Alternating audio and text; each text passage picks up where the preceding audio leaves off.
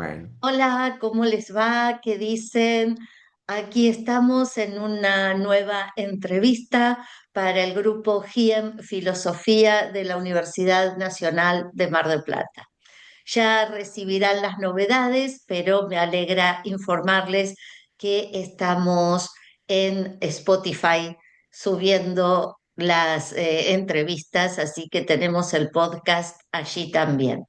Hoy muy feliz de reencontrarme con un colega, con un amigo de la Universidad Autónoma de Barcelona, como es el doctor Jaume Mensa i Valls.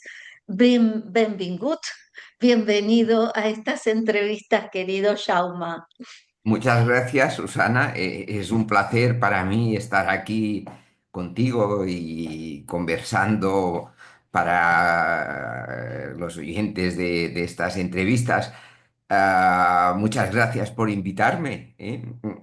Y por la paciencia también, porque ya hace algunos meses, que íbamos hablando, pero para mí era difícil en aquella situación, y en cambio ahora, pues totalmente es un placer participar.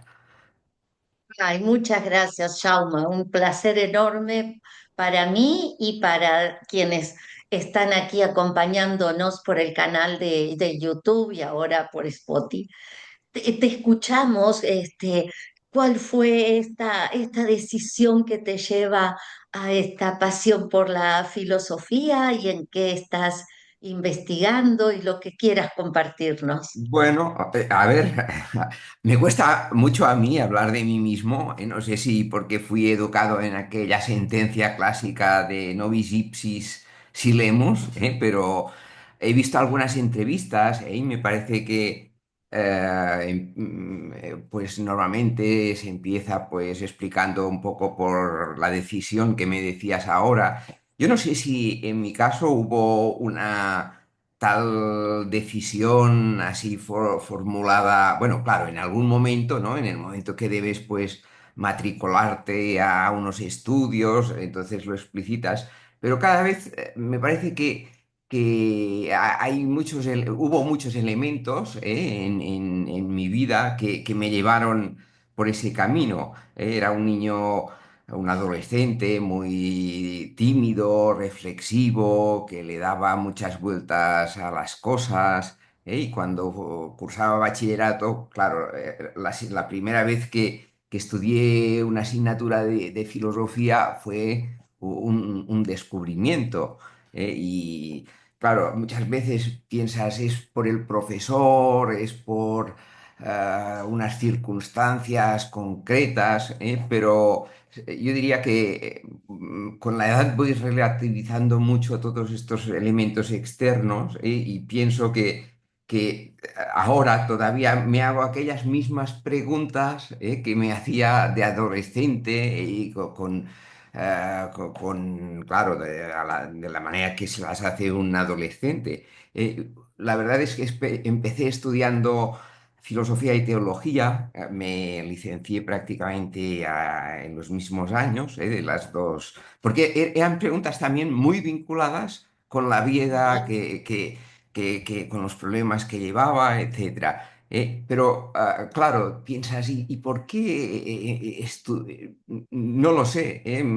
Me encontré ya estudiando aquello que me gustaba. eh. Después sí que ahora, y doy un salto, pero Sí, sí. he dado y doy todavía dos asignaturas que de alguna manera responden a dos inquietudes que también ya estaban en ese momento, ¿no? Filosofía medieval, que es una, ¿no? Y claro, yo tengo la plaza de filosofía medieval y es a lo que la investigación va por este camino, pero quizá lo más profundo es lo que va ligado a otra asignatura que es metafísica. La doy porque alguien la tiene que dar en el departamento, muchos años me ha tocado, pero siento que hay algo en mí, que me lleva a estas cuestiones, que son las mismas por las que empecé a estudiar filosofía o que me planteaba Sí, pues la filosofía, ¿no? ¿Qué es la realidad? ¿Cómo la podemos conocer? ¿Qué sentido tiene la realidad, la vida, etcétera, ¿no? Todos estos problemas. La verdad es que, claro, ¿por qué filosofía medieval? Aquí sí que ya, bueno, siempre también me gusta explicar que fue por una cosa, bueno, parece, o al menos lo entiendo, lo he entendido muchos años así, por una cosa externa, que es la lectura del El nombre de la rosa. Me gustó ay, sí, muchísimo. sí, Bueno, a todos nos, supongo que nos ha influido esta lectura de Humberto Eco, claro, había unos profesores que, buenos profesores, aquí en la Autónoma tuve a Josep Manuel Udina, que, bueno, sí, era un profesor excelente que ya conoces, ¿verdad? sí, Y sí, sí, en Barcelona tuve en la Facultad de Teología Josep Perarnau, que también estaba muy sí, interesado por las cuestiones de medieval, de los autores catalanes, etcétera, ¿no? Y la verdad es que los trabajos ella los iba haciendo de filosofía medieval, y me encontré pues, haciendo las tesinas tanto de filosofía como de teología de filosofía medieval, en concreto de Arnau de Vilanova, y no sí. lo he dejado desde entonces, ¿no? Ah, pasando por otros autores, en función también de circunstancias pues, externas, ¿no? Pero todavía, pues, vaya, este autor me ha acompañado siempre, y es de alguna manera mi especialidad. Ahora estamos editando las obras, eso. Mira, aquí ha salido, te lo enseño si puedo, el último Por volumen. favor, sí. No sé si Ay, se ve sí, mucho. Es, bien. bueno, es el volumen 6. Han salido ya 8 o 10, ¿eh? Pero en Ujú. realidad no van por orden, digamos, el 6, es decir, primero salió el 2, el 3, el 4, no, el 2, no, 3, 4, 5, el 12, el 14, luego para atrás, ¿eh? Pero bueno, hay un programa ahí en función también de quién puede colaborar, si hay algún especialista, pues vamos haciendo, ¿eh? Mm. No sé, Quiero que lo lleves a Córdoba, así tenemos acceso o nos encontraremos por allí a... sí, bueno, lo que vamos a hacer en Córdoba está vinculado bueno, no tanto con esta obra que ha salido, sino con otra, que es la que editamos ahora, que es la Filosofía Católica y Divina de Arnau. Y también vendrá Sí, María Cabré, que está sí, colaborando con el proyecto, que conoces, María Cristina Pacherini, que también está colaborando. Me parece que venimos nosotros tres pues bueno, Alexander, Fidora, que sí, pero él no colabora, digamos, directamente con el proyecto, colaboramos con muchas otras cosas, aquí en la Autónoma. sí. Y, bueno, pero vendremos a hablar de un poco de esto, sí. Qué bueno. Sí, sí, interesantísimo los proyectos que llevan a cabo, sí, sí. Sí, bueno, claro, cuando entras en estos proyectos, la práctica te va llevando, pues que son muy, para que te den los proyectos, el ministerio, tienes que pedir unas cosas muy concretas, ¿no? No sé, la vida académica nos exige, pues unos resultados, nos exige un producto, y claro, bueno, somos un equipo, somos profesores de filosofía, también de filología, pero claro, una edición crítica como esta lleva muchos trabajos. A veces te alejas, ¿no? Por eso te decía, a veces la parte más de investigación quizás se aparte un poco de estas inquietudes más filosóficas, porque claro, bueno, los textos están ahí, ponen Arnau de Vilanova es un autor que plantea muchos temas, ¿no? Pero te pasas, claro, muchas horas leyendo manuscritos, Sí. intentando de interpretar textos en latín, etcétera, ¿no? Claro, después, pero otra cosa a la cual me he dedicado, pero que no ha tenido continuidad, ha sido la lógica. Ah, una vez presenté la tesis en la Autónoma, fui a Roma con el profesor Alfonso Mayerú, y él en la Sapienza se dedicaba pues a la lógica medieval y durante aquellos 2 años.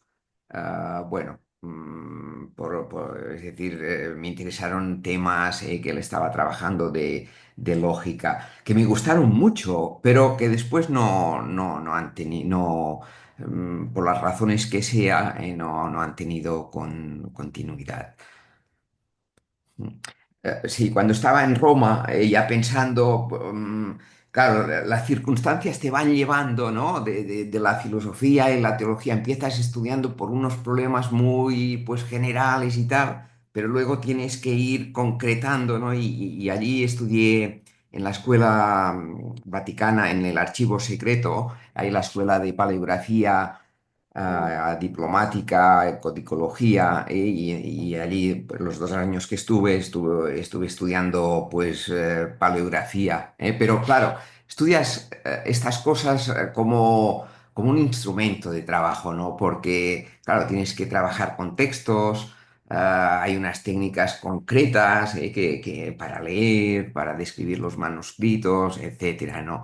Por eso que decía que a veces la práctica te va alejando un poco de estas grandes preguntas. En cambio, la docencia, al menos en mi Sí. caso, y también porque los chicos bueno, que estudian filosofía, claro, no estudia filosofía todo el mundo, ¿no? La gente que hace filosofía se hacen estas preguntas y de alguna manera van renovando siempre este Sí. interés por las grandes preguntas que te han llevado a estudiar, ¿no? Filosofía o teología o lo que sea. Por eso me gusta tanto dar esta asignatura de metafísica, que, claro, ah, yo me siento mucho más, digamos, ah, los libros que la investigación te va llevando, ¿no? A unas lecturas, a dominar un temario, y esto sin duda es la filosofía medieval, pero en cambio conecta con algo mucho más profundo esta otra asignatura que doy. Mm. ¿Cuáles son los autores, las autoras que más les interesan a las personas que asisten a tus cátedras? Mira, claro, como durante muchos años, no sé, las autoras no estaban en el programa, digamos, Claro. y había un déficit, claro, cuando yo estudié filosofía, quizá en filosofía medieval aparecía el nombre de Hildegarda, De ¿no? Garda. Sí, pero había pocas autoras, ¿eh? En cambio ahora hay un interés, ¿eh? Y un trabajo reciente sobre Marguerite Porret. Recuerdo una Sí, estudiante que hizo el trabajo de final de grado, que obtuvo un premio también. Es decir, yo mismo también he procurado introducir en el programa autoras. Claro, a diferencia, quizá, bueno, en todas las épocas pues, seguramente podemos encontrar nombres de mujeres, pero en filosofía medieval también las hay, muchísimas, sí. y ahora mencionábamos Hildegard de Bingen, ¿no? O esta misma Marguerite Porret, este es un tema de interés que he notado, bueno, que en el curso del tiempo pues ha ido creciendo, y por suerte pues también quizá no somos lo suficientemente sensibles todavía a esta cuestión, pero poco a poco vamos introduciendo estos temas, y a los estudiantes. Ellos y ellas se interesan por Sí, esto, son muy sensibles con estos temas. Después, ah, también otro eje que veo que tienen mucho interés es en cómo leyeron los medievales a los autores Los antiguos. autores Todo esto también, como están cursando filosofía griega, las lecturas que hacen los medievales, sea en ámbito más platónico y sobre todo pues, luego con la recuperación de Aristóteles, de Aristóteles. Este es un tema también que les atrae mucho. ¿Eh? No sé, yo las lecturas que les propongo van cambiando con el tiempo. Ahora me claro. parece que, bueno, claro, tienes que Sí, ir, pero sí, ahora sí, estamos, ¿no? si no, no, procuro que lean alguna cosa de la época patrística, digamos, Agustín. Ahora estamos, este año trabajaremos los libros, los últimos libros de las confesiones. Y Sí, a veces sí, también les interesa porque claro, es un paradigma muy distinto, ¿no? Pero esta escritura en clave biográfica, de poner encima de la mesa pues lo que hay en el interior, esta confesión, ¿no? sí, Sienten muy atraídos, ¿eh? Y luego, a veces también leemos, en lugar de Agustín, Boecio, lo sí, típico, de la consolación de la filosofía, que también les interesa mucho por estas mismas razones. Y luego otro autor de la época escolástica, Tomás de Aquino, o El Dente y Esencia, ahora estos últimos años, porque me va muy bien, por eso que te decía de Aristóteles, de la recuperación de la metafísica, la lectura medieval, etcétera, etcétera, ¿no? O a veces también hemos leído ah, de Scotto, o de Ockham también, pero como está al final del programa y solo tenemos un semestre, a claro. veces me da un poco de miedo poner estas lecturas porque, claro, tienes que dar todo el programa, ¿no? Pero llegas muy justo a estos. Y me gusta Sí, ponerlas un poco antes y así no, así ya seguro que, pues, que lleguemos y, bueno, que puedan leer, pero con un cierto conocimiento del autor y de la época. qué bien. Sí, sí. Sí, sí. Bueno, cuéntanos, lo que desees sobre estas experiencias, la experiencia que has tenido en Sicilia, un lugar también al que he ido bastante, al que adoro. Bueno, no, en Italia, a mí me gusta mucho Pues Italia, ¿eh? He sí, estado sobre todo en Roma muchas veces, también en sí, Sicilia. Arnau de Vilanova en Sicilia estuvo con el rey Frederic. En Sicilia pues hay sí, muchos, ah, quedan muchos, digamos, no solo detalles históricos, sino manuscritos. Frederic se hizo construir un castillo en Montalbano, que dicen que es donde murió Arnau, no, donde murió, no, donde está enterrado, murió en las costas de Génova, y hay dos hipótesis, una que es que estaba enterrado en el cementerio de Génova, otra que sus restos fueron llevados a Sicilia. No hay allí escribieron, que aquí están los huesos bueno, en latín, con una sí. fórmula, ¿no? Pero yo dudo que aquel sea el cuerpo de Arnau, lo que es el nombre ya no coincide totalmente. Y cuando hubo un congreso dedicado a Arnau de Vilanova en Sicilia, Sí. bueno, es decir, nos dijeron que harían examinar pues los Ah, restos, sí. qué Y claro, yo interesante. pienso, y de esto hace ya 10 años, o unos 10 Uf, años ahora, todavía no nos sí, han dicho nada. Pienso que si fueran de Arnau, nos lo hubieran dicho, ya lo ¿no? hubiesen dicho. Coinciden con el momento, seguramente es Sí. posterior. Pero bueno, esto es Mm. una tanto Dano donde esté enterrado o no Arnau de Vilanova y aquellos huesos, yo diría que son ya por el tipo del sarcófago, etcétera, parecen un poco posteriores, pero allí han hecho en el castillo, que bueno, esto sí que está muy acreditado, porque que Arnau estuvo allí con el rey, que estuvieron hablando. Bueno, esto sí que está muy documentado.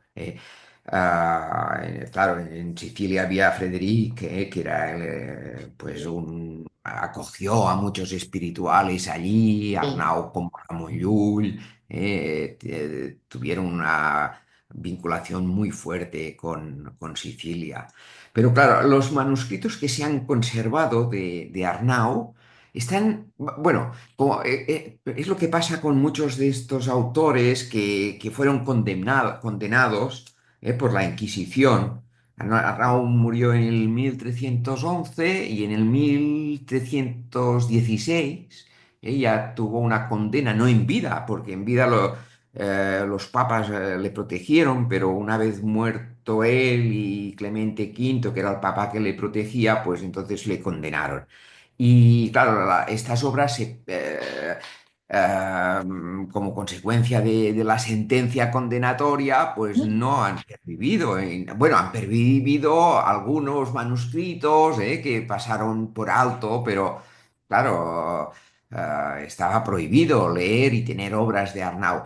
Pero en cambio en Roma, como el mismo Arnau iba presentando a los papas sus obras, allí sí se han sí, conservado las colecciones, es decir, la Biblioteca Vaticana tenemos por suerte, no todas, porque él cuando presenta estas obras es el 1305, seguramente un poco posterior, y aún añadió algunas de las que iba escribiendo, y claro, gracias a un manuscrito, a este manuscrito y alguno de anteriores, tenemos las obras. La Inquisición no se puso pues en la biblioteca del Papa para quemarlas, ¿no? Y entonces, claro, la referencia para estudiar Arnau son las bibliotecas de Roma. Por ejemplo, el libro que te sí. enseñaba, Sí, claro, no sé si se ve, aquí hay sí, Arnau sí. ofreciendo el libro. ¿Quieres compartir pantalla? No, Ah, si no, bueno, así, no, ahí se ve porque mejor. ahí se ve. Sí, Bueno, es solo un sí, detalle. Este manuscrito, es decir, es Arnau ofreciendo el libro a un sí, papa, que debe ser Bonifacio VIII. Este es un manuscrito que está en la Biblioteca Corsiniana, pero que no hay muchas obras, solo hay esta obra y el sí, conjunto de epístolas con las que envió esta obra. Pero en la Vaticana hay diversos manuscritos, aparte de estos dos, de este tan importante, que es el 3824, que es el que nos sirve como base de la edición. Hay el Borgesiano 205 y otros, y por suerte han quedado estos manuscritos. Luego también han quedado de Arnau, sobre todo también en bibliotecas romanas, traducciones por ejemplo, al castellano de algunas obras medievales o en Florencia una traducción italiana, o en griego, en San Petersburgo hay un manuscrito con la traducción de algunas obras al griego, que seguramente ya se ajá, hizo al griego, sí, ajá, sí, se hizo destinada seguramente a monjes del Monte Athos. Bueno, esto es sí, una hipótesis del editor que seguramente pues, puede ser, porque había mucha relación. Se sabe que Arnau hizo algunas gestiones relacionadas con estos monjes ante el rey. Y puede ser, es decir, tiene bastante fundamento esta hipótesis. sí, Bueno, y sí, no sé, ahora, mira, si quieres te cuento algo que he sí, encontrado estos últimos días, por que la verdad favor. es que, mira, hay una obra de Arnau de Vilanova, que es esta que estamos editando, que te decía que presentaremos en el Congreso de Córdoba, hablaremos de ella, Y claro, pues leyendo cosas a propósito de esta obra, he visto que un autor del- de 2 siglos posterior, en este momento tan especial de Roma, en el momento en que se estaba construyendo y pues, concretamente pintando la Capilla Sixtina, que era Pietro Galatino, que Sí, era, era un autor pues conocía muy bien la Cábala, utiliza la Cábala en este ambiente cristiano.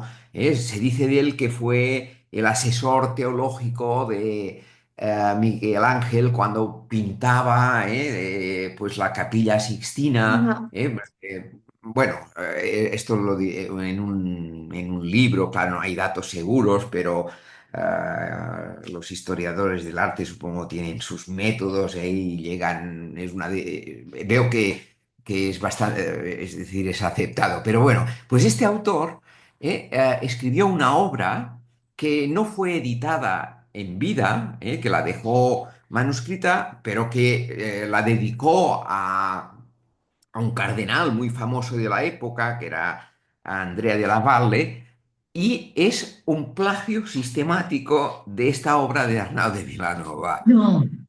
Un plagio, sí, Ah, sí, un plagio con todas las de la ley, es decir, no un sí, fragmento, ¿no?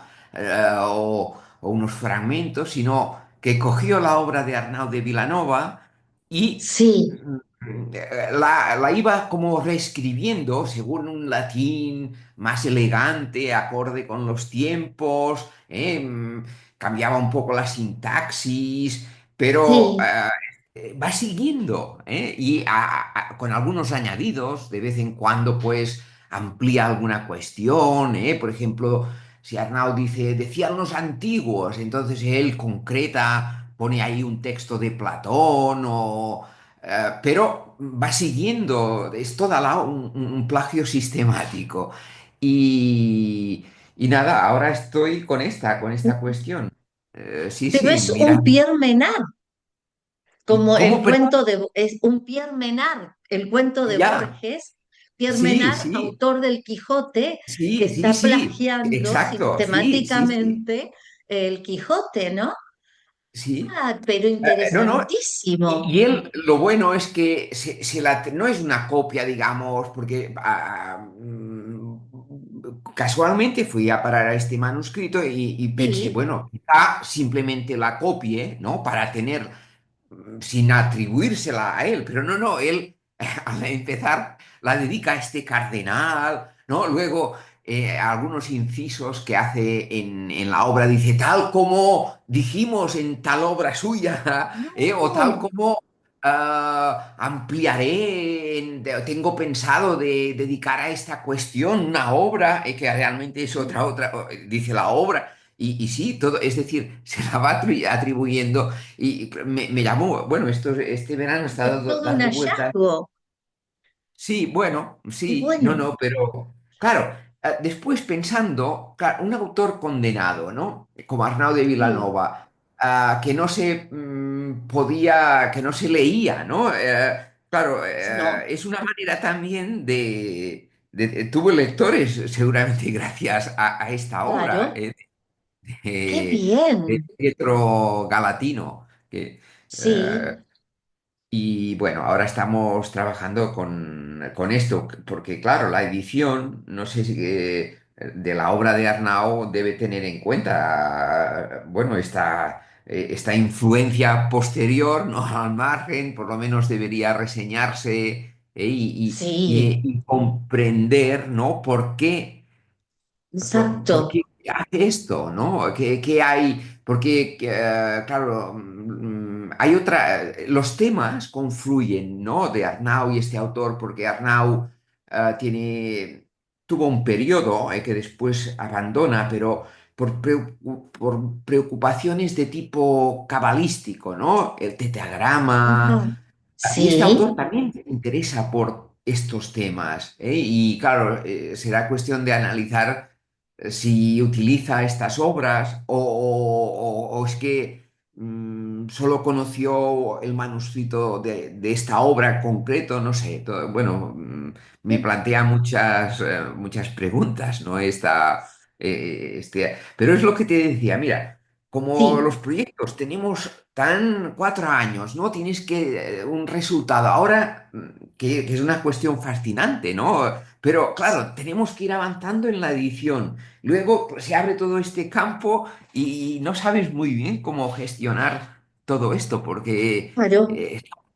están encorsetados, ¿no? En proyectos concretos. Esto se acabará en Sí. el mes tal, esto otro, y un imprevisto, que es la esencia de la investigación, ¿no? Cuando surge algo nuevo que te cambia los planes, no sabes Totalmente. cómo llevarlo. Bueno, No, en Córdoba lo hablaré, hablaremos no, un poco ya, de ya eso. lo hablaremos y ya me gustaría instalarme nuevamente para ese tipo de investigaciones. Buenísimo. Ah, no, lo que pasa es que, bueno, hoy lo vemos diferente, esto que planteabas, porque ahí, pues, o sea, esto del plagio, porque una cosa es que de algún modo u otro, yo suelo decir que somos todos plagiadores y Ah, plagiadoras, ¿no? Porque si no fuera por esto que leemos y que nos inspira a leer otras cosas, y cómo lo vamos llevando.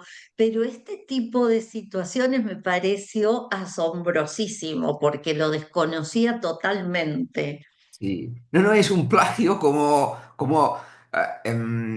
bueno, a ver, no lo he estudiado en profundidad, Claro, porque ya porque te digo, pero sí que he sí, podido leer la obra, toda entera, sí, con la obra de Arnau y vas viendo, ¿no? Es lo mismo que cuando pillas a un estudiante, ¿no? Que ha cogido digamos, un trabajo ya hecho y tal, y le ha dicho, cámbiame un poco el estilo, mejóralo, ¿no?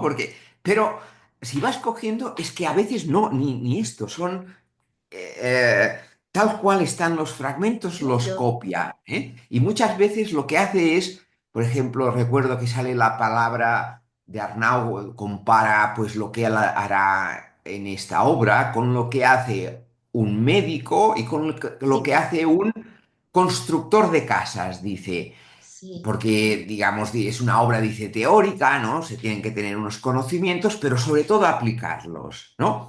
Y entonces él, en lugar de hablar de domificator, que es la palabra que usa Arnau, pone arquitecto, ¿no? Que, claro, es una palabra que en el Renacimiento italiano pues encaja mucho más, la palabra claro, culta o las frases, siempre por ejemplo, ya desde el punto de vista gráfico, pues ya hace servir todos los diptongos, que pues en la época medieval el latín pues se comía muchos de estos diptongos, él no, lo hace sí, según sí, sí, latín clásico, si puede poner, pues cambiar el verbo, ponerlo al final, estas estructuras siempre estilísticas, ¿no? Pero no hace nada más, no hace que, vaya, que haya visto, no hace nada más, parece, ¿no? Quizá en algunos detalles se pueden, y espero, bueno, que sea así, ¿no? Comprender por qué lo hace, ¿no? Y por qué dedica la obra, y